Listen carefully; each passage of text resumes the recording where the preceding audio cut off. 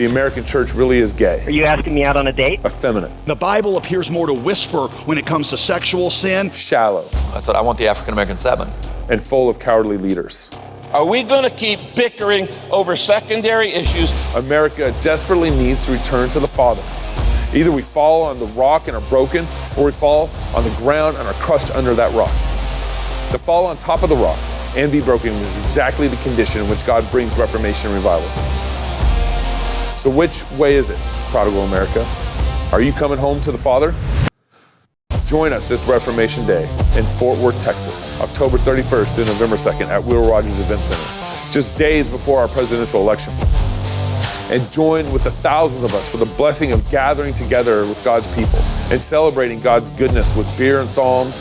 Hear from speakers such as Dr. James White, Pastor Toby Sumter, Pastor Doug Wilson, Dr. George Grant, Gabe and Knox, Steve Dace, and more. Don't forget our Business Makers Conference, Jumpy Castles for the kiddos, after parties, single events, the Pastor's Luncheon, the Business Leaders Luncheon, and many more surprises coming.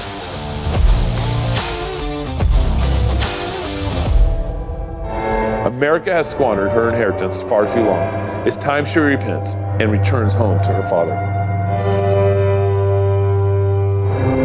Fight, Laugh, Feast presents Prodigal America.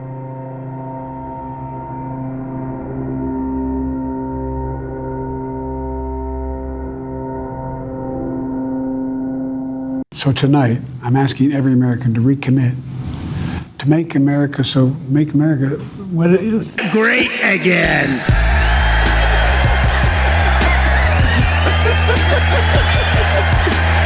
Let me help you, Joe. That is so good. Hey, y'all, welcome to Cross Politics on the Fight Laugh Feast Network. If you have already missed our live show, we actually streamed live on Saturday. We missed Pastor Toby. We went through kind of in real time a lot of the information that was coming out, and so hopefully this show will kind of about what? About Trump's attempted assassination, or let's see, how did the Babylon Bee put it? Trump indicted for inciting assassination attempt on himself.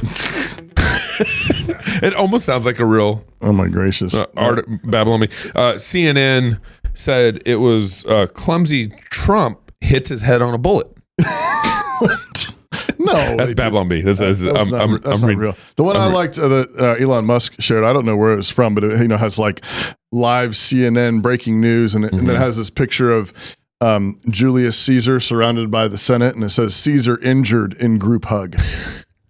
That is so good. That was pretty remarkable. I was in California celebrating Uncle Bill and Aunt Linda's 50th wedding anniversary. Oh my! They've been supporters of the show for a long time. Yeah. Shout out to Uncle Bill and Aunt Linda. Yeah. And yeah, we saw the initial reports, and some of those headlines were, amazing. Yeah. Trump escorted after he fell down on stage. Yeah. Popping noises. Yep. It was incredible because we were processing this real time and watching it, but with Twitter, even though there's maybe some misinformation or people not getting some of their facts right, sure, Twitter was way more accurate than mainstream media. I just did the search for Caesar injured in group hug on Google, got nothing. Yeah. Do it on X, I've got news. Wow. Fake headlines. It's Babylon Bee released one other heading that I think applies to here. It says FBI, this is Babylon Bee headline, FBI wonders if they've been investigating the wrong people this whole time. That's funny. That's real. I know. That's so real. I know. Unbelievable. It's like when the irony piles up on top of the irony, and then you run back around and you're like, wait a second. That's true. That was true. But it's a joke. It's a joke because they're not really doing it. God the Father is waiting and looking down the road for all his prodigal sons to return.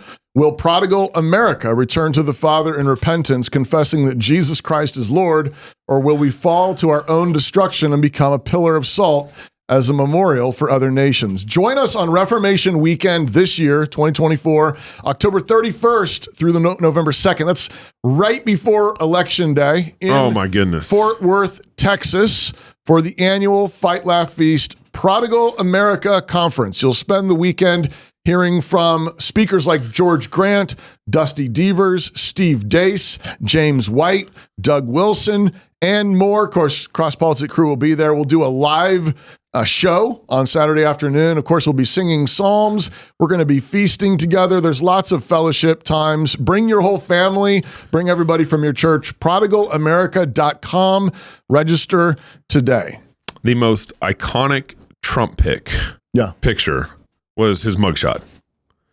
And then now... Yeah, right. Was. Yeah. Right. Now his most iconic picture is him throwing his fist up in the air. Yeah. Fight. It's incredible. I have so many thoughts. I haven't put them all together. Well, I just think about the providence of God in all this. I mean, this is one of those moments where you just, and Trump hit this in his own statement following. He says God alone is the one who prevented the unthinkable from happening. Right. I mean, this is a moment to be praying that he really would be thinking about, it was God. It was God that saved your life. I mean, you think about a bullet. I mean, you see the shot where you can see the bullet lines, the air stream behind it or whatever. The jet stream of the bullets, grazing his ear. I think you've got this slide, Neil, of just the tilt of his head, just the with the brain. I mean, how much? Yeah. I mean, we're talking about an inch. Yeah. Of his half an inch, it's whatever. It's his ear or it's his brain. Yeah. I was somebody else mentioned wind gusts. Neil, you probably were looking at this. Yeah. Wasn't there some wind, some breeze on that day? I saw one tweet where he said the shooter had some wind factor in it, but I never verified that. But we serve the God of the wind. Yeah. We serve this God who oversees all these details, and absolutely a moment to be asking God to cause Trump to fall on his knees, to fully, truly humble himself. I pray. I pray that. There's a quote going around of Ronald Reagan was shot at. That's right. And it was that moment that turned his life to Christ because of that. He would later talk about how that was a moment where he really realized, I need to make sure that, he says, from that moment on, I consciously was seeking to serve God. Yeah. And I think, this could be a similar moment. We need to be praying for Trump in this way. I'm supposed to read one more ad, right? I'm supposed to read one more ad. I don't know how you not change from this. I know. Well, a bullet whizzed past your head. Right. You should have been not alive today. Yeah. Right. And you come so close. Right. There's to death. There's concentric circles here of there's something massively political going on. Yeah. There's a moment of what happened, and we need to talk about that further. Right. But don't forget the personal element of this, where when a bullet whizzes by your head and you realize that could have been the end right there. Yeah. Surely that makes you start thinking about your mortality more and wanting to be right with God and wanting to make your legacy even more faithful. And you think about the faith of Stonewall Jackson, who didn't retreat. Weeks after the failed assassination attempt on Reagan, right? We've actually shown this video. I think we've shown this video on the show before, maybe we've just watched it. But he was speaking somewhere, and a balloon popped, right? Popped, yeah. And Reagan doesn't even flinch, doesn't skip a beat, and says, "Missed." Just like that, deadpan. I remember that. Missed, but it's and went right back into his speech. But when your life is in God's hands. That's right. You do have the faith of a Stonewall Jackson who says, "Well, all the days of my life are already numbered. That's not my business. I do my job. God does His job, and so I know I'm just as safe here on the battlefield as I am at home in bed." Yeah. Now more than ever, it's important to support companies and organizations that share our values. Our votes are not enough. Patriot Mobile not only shares our beliefs, but does something about it. They're America's only Christian conservative wireless carrier, and they donate a portion of every dollar to organizations that fight for causes you care about. Switch to Patriot Mobile today. Go to patriotmobile.com/crosspolitic. That's patriotmobile.com/crosspolitic. So I just want to get this out of the way because we got to talk about it just for 30 seconds. Trump's picked his VP today. Yeah. He picked it. And let me read his statement. After lengthy deliberation and thought, considering the tremendous talents of many others, I've decided the person best suited to assume the position of Vice President of the United States is Senator J.D. Vance of the great state of Ohio. J.D. honorably served our country in the Marine Corps, graduated from Ohio State University in 2 years, summa cum laude, is a Yale Law School graduate where he was editor of the Yale Law Journal and president of the Yale Law Veterans Association. J.D.'s book, Hillbilly Elegy, became a major bestseller and movie as it championed the hardworking men and women of our country. J.D. has had a very successful business career in technology and finance, and now during the campaign will be strongly focused on the people he fought so brilliantly for, the American workers and farmers in Pennsylvania, Michigan, Wisconsin, Ohio, Minnesota, and far beyond. So J.D. Vance is the VP pick, which... What are your initial thoughts on that? My initial thoughts are that this is him doubling down on his... MAGA crowd. His sort of populist, I would say semi-conservative, and sort of culturally Christian, populist, outsider image. Yeah. So Vance is, while he did Yale and Marine Corps and so on, is very much an outsider, not an elite, someone who sort of pulled himself up by his own bootstraps. Yeah. I think I saw our friend David Bonson said this is probably the worst pick he could make. Not happy with it. I know part of that has to do with the struggle that he had to be elected as a senator. I mean, it was a dogfight. It was a dogfight, and it was pretty close. He sort of barely got it. I don't know if that's just because Vance is a newbie, brand new guy, but I do think it signals in a certain way. I was talking to some friends at lunch, and some of us were concerned that maybe in this moment of Trump saying, let's pull the whole country together, does he go for like RFK or the Tulsi Gabbard thing? Let's in a goal. Well, conventional wisdom would say, hey, you need to figure out how you can get other groups and pick a VP that's going to round out your base. Something more centrist, some kind of, Democrat light. And so I was concerned that he might do that. Yeah. I'm much more pleased with this, regardless of exactly what this does for his election chances. I think there's a good chance that the attempted assassination is what will guarantee Trump's reelection, and I think there's a certain kind of additional middle finger to the elites that says, I'm picking J.D. Vance. I don't care if you think he's electable or not. Right. I know that he stands up for the little man in America. That's right. A lot of people see him as that, blue collar guy who paid his way through law school and cares about normal working Americans and is relatively conservative. Yeah. I believe he's a Roman Catholic Christian. Oh, J.D. I think that's right. But and we talked about him on the show last week. I think he soft pedaled abortion. 100%. He and Rubio super disappointing. Both did it because they were both probably number one and number two. I think they both knew they were on the list, and I think that's a strike against them both. Yeah, that they softened. I think there could have been better ways to be diplomatic about things without budging on the life issue. Right. And I think what's the old saying, Pastor Doug, I think said this somewhere recently, referring to Paris is worth a mass, referring to a Protestant king who compromised and went and celebrated a mass in order to get crowned king by a Roman Catholic. Yeah. And it's like that kind of moment where you do something sort of political, even though you're not, you don't really believe in it, but for the sake of the politics. Yeah.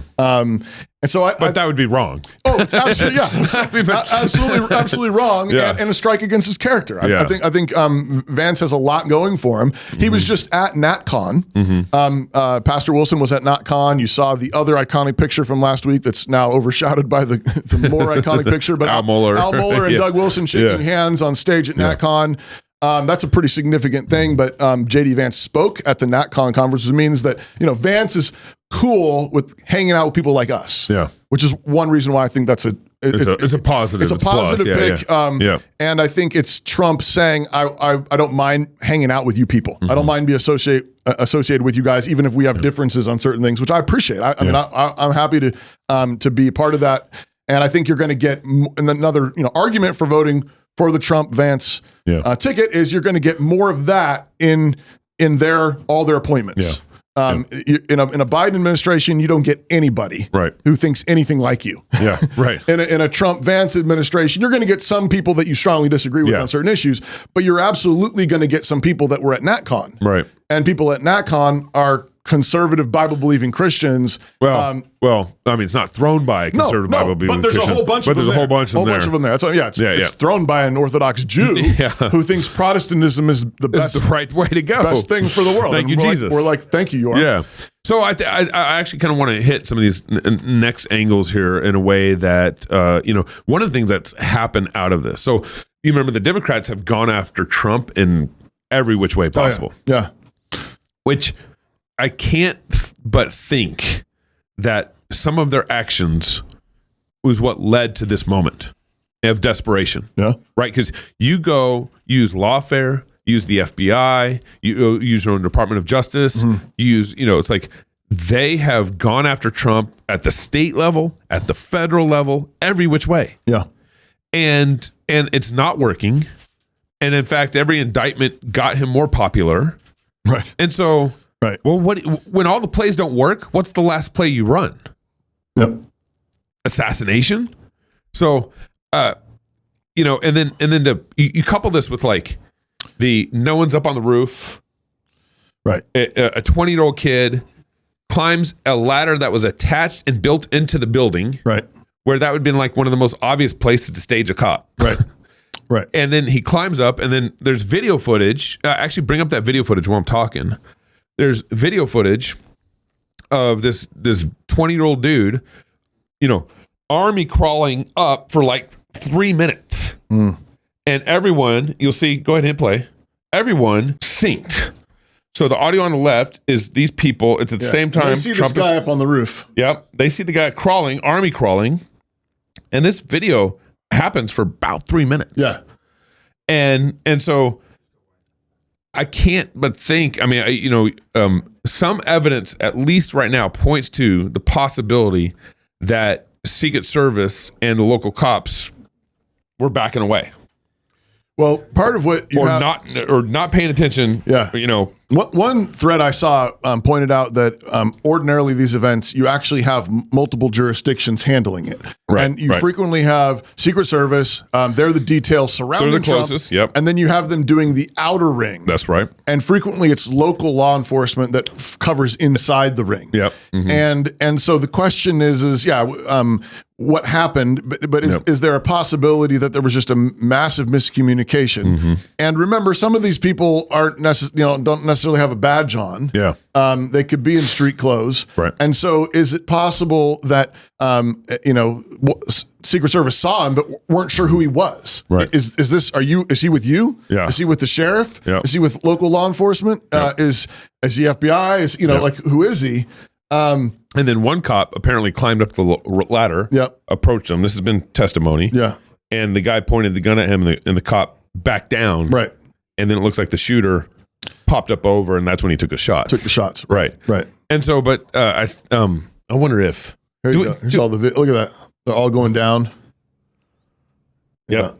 So at 2 minutes. So they have video recognition of this guy crawling up stage, and they had 2 minutes to figure it out. Yeah. No one checked on it. Well, or were they? What do you mean, were they? Well, trying to figure out who is this guy? Is that your guy? Yeah. Are they on the comms? Are they on the radio saying, "Is that your guy? Is he's with the sheriff?" I don't know. Let me check the sheriff. Oh, I can't get a hold of the sheriff. Is that your guy? They could have been working on it. So those are some fair questions to ask. Still a fail. Still a massive fail. Still a massive fail. Like, you have one job. Why was anybody not staged even on the rooftops? Right. These are very basic questions. Yeah. It's a 200-yard, is less than a 200-yard shot. Yeah. We 1 year before our Fight Laugh Feast conference, we went to this long-range shooting camp in South Dakota. Yes, we did. And they coached us. Nate Spearing. Yeah. They coached us within like 3 hours of how to shoot 1,000 feet. Yeah. Yeah. With an AR too, which is likely probably what this guy had. Yeah. And of course they were dialing in, they were coaching us and holding our hand a little tighter and everything. But we were hitting within hours, up to 1,000 yards, not 1,000 feet, 1,000 yards. Yeah. Neil's back there. Let me make that correction. He's dying back there. Yeah, Sorry, he's like, Neil. this is not working. 1,000 feet. Yeah. He's like, oh, that's embarrassing. Yeah. But we did it. But the point is, 1,000 yards, we were able to do that. This is within 200 yards. Yeah. And so the easeability of that shot from a roof top, nice angle, all that stuff. It's crazy to me that they didn't even have just a cop just standing up there. Well, so again, I think part of the question is did they think that was did they think that was some kind of unmarked guy that was one of their guys? Who's army crawling up the? I don't know. It's pretty sketch. Yeah, no, it is. It is. I want to bring up we're obviously reorganizing this whole show already for Neil. Do we have the sniper pick of the contrast when the snipers were standing up? We didn't get that. Specifically asked for that. What you see is at one point you see the snipers standing up on top of the roof. Trump's sniper team. They're standing up on the roof. I don't know if we have that picture either, but they're standing up on the roof, and then at some point they got into rifle position and scope position. So they are binoculars from the roof. Yep. And then they got into rifle position and scope position. And then within that 3 minutes is when everything all took off. Yeah. So that's another question I would have in all this is it looked like to me that the sniper, the good sniper, had the bad guy in scope. He was standing up, looking binoculars, got in a crouch down position and looked through his rifle scope, binoculars into his rifle scope. And it seems like to me he had him in a scope, and then the first shot happened, and that's when he shot back. But isn't there also a further footage? I think I saw one where it's like it shows him down in the scope, the rifle, but then he actually readjusts down. Yeah, that's the footage I'm talking about. Yeah, because he also looks up off his scope, which again, this is subjector, speculation. Yeah. Subjector is probably the better word for you. Speculation. Make up a word for us, Gabe. I did. I just went for it. Because it looked like he pulled off the scope, looked up when the shot happened, just like reconfirm, and then got back in the scope and shot back. Yeah. But I think like the last 4 years narrative, and even 2016 they were saying Trump, Russia collusion. They were lying about that. I want to actually play this clip. Let's get to the clip where all these politicians and news outlets have been going after Trump. Can we bring that clip up? Yeah. I just don't even know why there aren't uprisings all over the country, and maybe there will be. People need to start taking to the streets. This is a dictator. There needs to be unrest in the streets for as long as there's unrest in our lives. Enemies of the state. Show me where it says that protests are supposed to be polite and peaceful. Do something about your dad's immigration practices, you feckless. When they go low, we kick them. How do you resist the temptation to run up and wring her neck? The biggest terror threat in this country is white men, most of them radicalized up to the right. I thought he should have punched him in the face. I said, even if you lost, he insulted your wife. Yes. He came down the escalator and called Mexicans rapists and murderers. He said, well, what do you think I should have done? I said, I think you should have punched him in the face and then gotten out of the race. You would have been a hero. I'd like to punch him in the face. I said if we were in high school, I'd take him behind the gym and beat the hell out of him. Punch some people in the face! When was the last time an actor assassinated a president? They're still going to have to go out and put a bullet in Donald Trump, and that's a fact. Look as his character is stabbed to death. Where is John Wilkes Booth when you need him? Whoa. That's it right there, pulling up. I have thought an awful lot about blowing up the White House. A Missouri state senator is under investigation by the Secret Service after saying she hopes President Trump is assassinated. I will go and take Trump out tonight. And if you see anybody from that cabinet in a restaurant, in a department store, at a gasoline station, you get out and you create a crowd.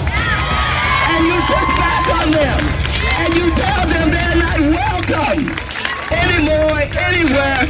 And sadly, the domestic enemies to our voting system and our honoring our Constitution are right at 1600 Pennsylvania Avenue. They're not going to stop before Election Day in November, and they're not going to stop after Election Day.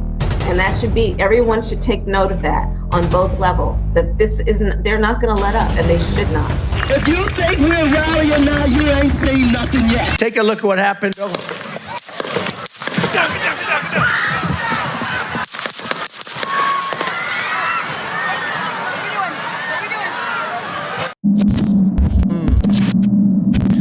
Wow. I mean, to have the Democrats, I mean, just put it all together. Like, you have all this lawfare, DOJ, FBI stuff going on, Russia collusion lies, all this stuff going on for 8 years now. I mean, it's been 8 years. And then you have the Democrats continually saying things like this, you know, and indoctrinating their base into, like, one of the ways you try to win a debate is you just make your opponent look as bad as possible. Like, that's Hitler. And if you can get him to be placed in that category, you've won. Right. And well, you make your opponent look as bad as possible. Well, eventually, and it's not working.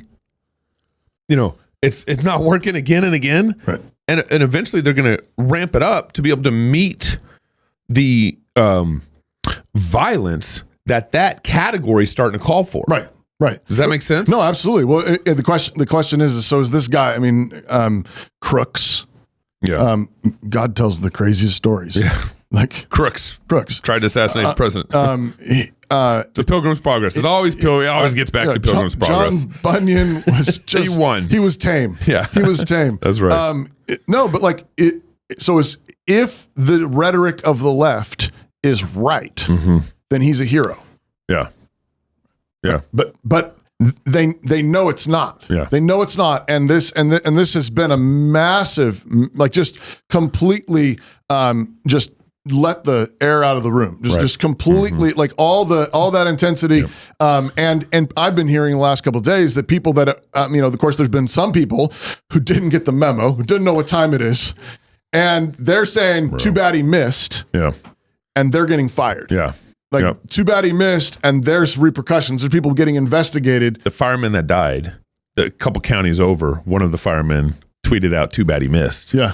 And he got fired. Yeah. And he, so, I mean, even fellow firefighters were being awful about this. It's absolutely true, but you can't say he's Hitler. Yeah. Like with that one magazine who ran the New Republic. I have multiple different magazines. I've been keeping screenshots of all this. But give him a Hitler mustache and everything. Yeah. If he's Hitler, actually Hitler, you can Bonhoeffer him. Then what's wrong with the Bonhoeffering? Yeah. If he's actually going to end our republic, then it's right. But that's not what he's done. Yeah. He served 4 years.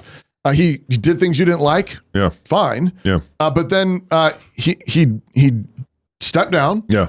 You had your 4 years with Biden. Yeah. And he hasn't led any kind of armed uprising. Yeah. And everything that he said is the opposite of that. Right. And so, yeah, it's crazy. insane. But this, I mean, like, you know, I started the show at the very beginning talking about his mugshot and how iconic that was. And then now he somehow was able to pull out the most, iconic photo beyond that, right?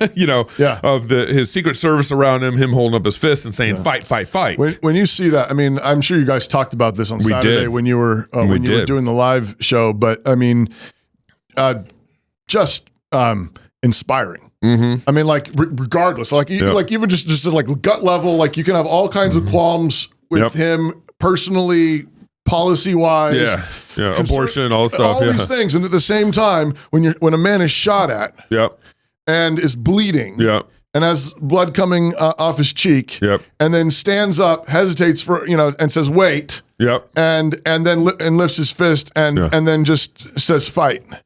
It's amazing. You can't write that script. No, and I would say I do think that says something about his character. Yeah, sure. And this is not me saying everything's fine. Yeah, it's not. I mean, well, we've always known Trump as a fighter. Yeah, always. But exactly. But and in a moment when what does a leader need to do in that moment? Yeah, when not cower away. Not cower. Yeah, stand tall. Yeah. And encourages people. Yeah. Even though our worldviews don't sync up entirely. Yeah. The fact that there were, I mean, the one man who lost his life in that crowd was a fireman, and a Christian man. That's right. Corey. I forgot his first name. Corey. Or last name. Corey Copperman or something like that. Yeah. He, by all accounts, a Christian man, a husband, a father. His daughter rode an ice. Yeah, and died protecting. But that, who's in that crowd? Christians. Yeah. Us. Yeah. And he is shot at, stands back up, and says, "Don't stop. Yeah. Don't quit. Keep fighting. Keep fighting." Yeah. That's inspiring. So, but I think what this is, and the way God does this for His people, that the wicked always fall in their own traps. Yep. And you've seen that multiple times. In fact, the judge just came out today saying that the special counsel was not constitutionally put together correctly. Yep. And so now part of the FBI's case against him is out the door. It's just thrown because out. The special counsel wasn't even conducted properly. Right. It's not even it's not constitutional. Apparently, they can appoint them, but they didn't constitutionally appoint them. Yeah. That special counsel. Okay. So you can do it. I mean, the FBI report that what's his name did under Trump. That was special counsel. But anyways, but the iconic backfiring that is happening right now, and the a level of Trump iconography, and the hip hop culture, is I mean, 50 Cent did he was performing that evening and took his album cover of an older album cover with because he's been attempted assassination. You can see it right here. Okay. And 50 Cent tweets this out and then brings this album cover up at his concert with one of the main song from the album. I mean, there it is with Trump, and this is happening across the board. Elon Musk, the day he got shot, he said, "I fully endorse Trump." Right. And then Bill Ackerman, a billionaire guy, came out, "I endorse Trump." Right. And all of a sudden, these guys who I think were voting for him kind of privately and behind the scenes. Oh yeah. Now everybody has, I think, the stamp of approval. Like, oh yeah, of course you can say that out loud now. No, the winds have changed significantly. Yeah. Again, I said this earlier, but I think there's a good chance that he would win in November, regardless of who he picked as his VP. He's chosen Vance now.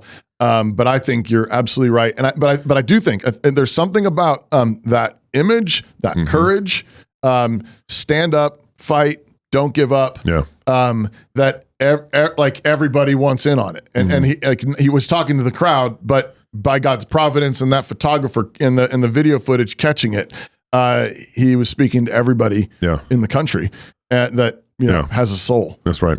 And even the meme world just came out strong. I mean, they Matrix, they came out with a meme Matrix with all these bullets whizzing by. He's Neo. Trump, coming past him, and everything. But I want to end here because I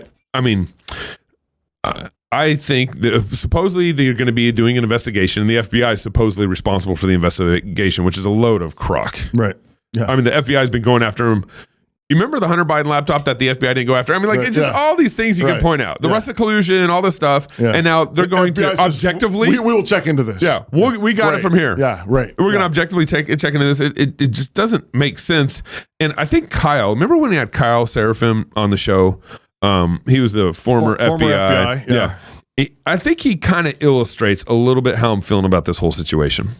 There are definitely people that are racist in this country, but the dangerous ones that are committing actual, federal crimes are few and far between, it turns out. It's much easier for the FBI to create those people. And so we would spend months and months watching these guys. And then what they would do is my favorite was this. Like we had a guy who was a Marine and white supremacy minded something. He would wear like a Punisher t-shirt, which I thought was kind of funny because the Punisher was an FBI agent. Anyway, so he's wearing a Punisher t-shirt. He's on a Marine Corps base and he's supposedly being a real jerk online and talking about how he wants to go shoot black cops.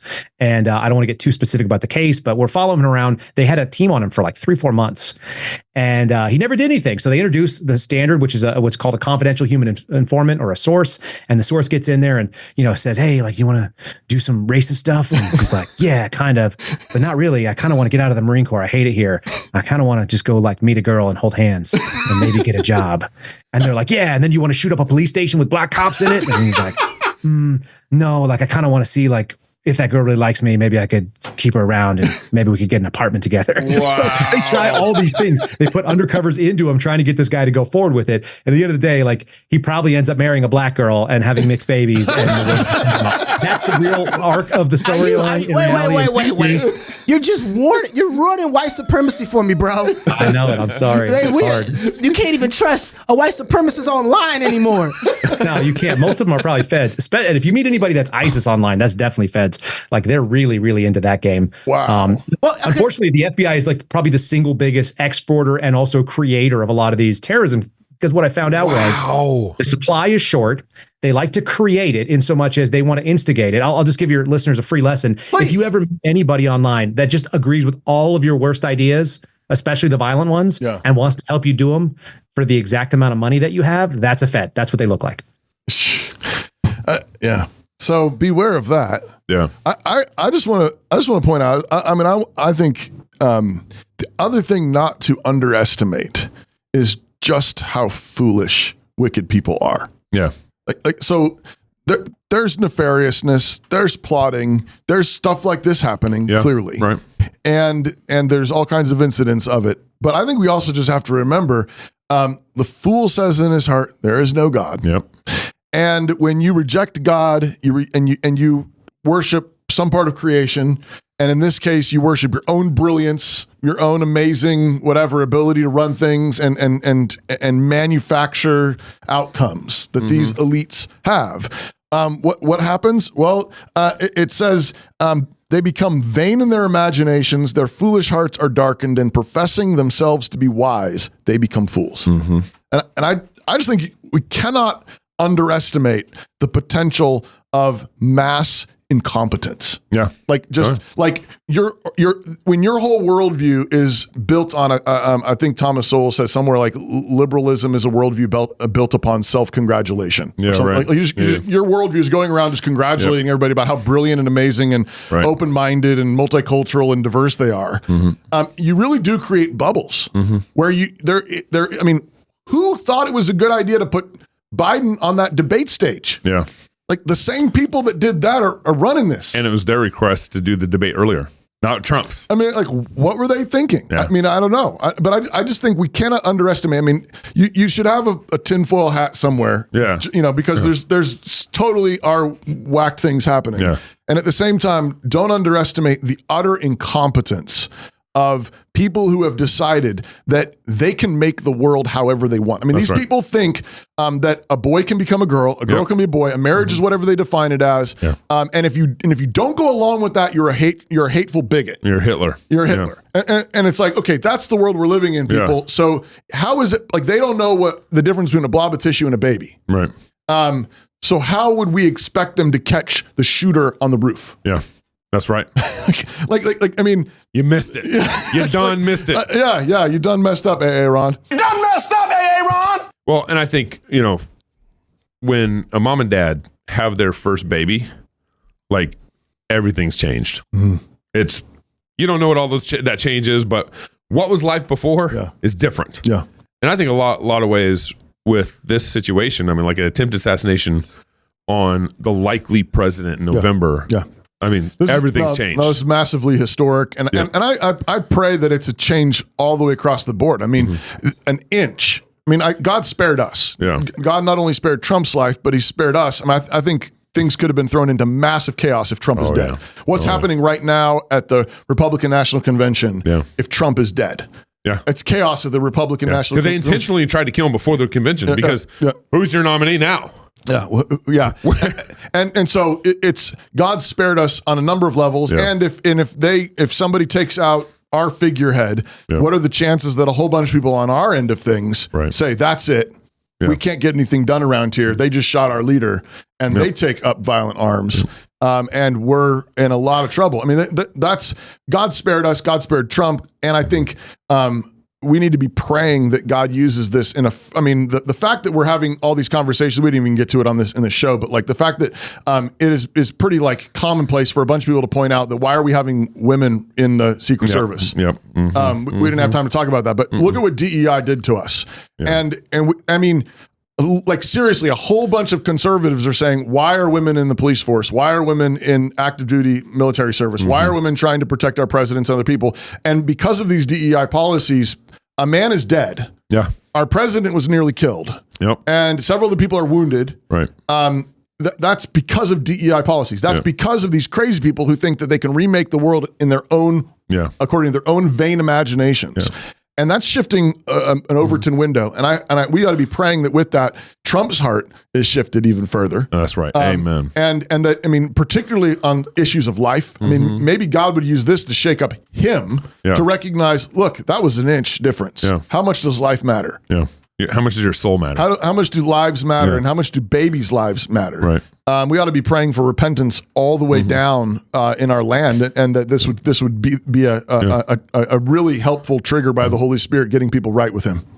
And we know that the waves billow and the wind roars, and as Christians we don't fear, and we know our marching orders. Everyone. Oh, that's not what I wanted. Everyone should know their marching orders. So if you're single, get married. If you're married, have kids. If you have kids, go baptize them. Till tomorrow, love God with your whole heart, soul, mind, and strength. Love your neighbor as yourself. Go fight, laugh, and feast. This is Cross Politics.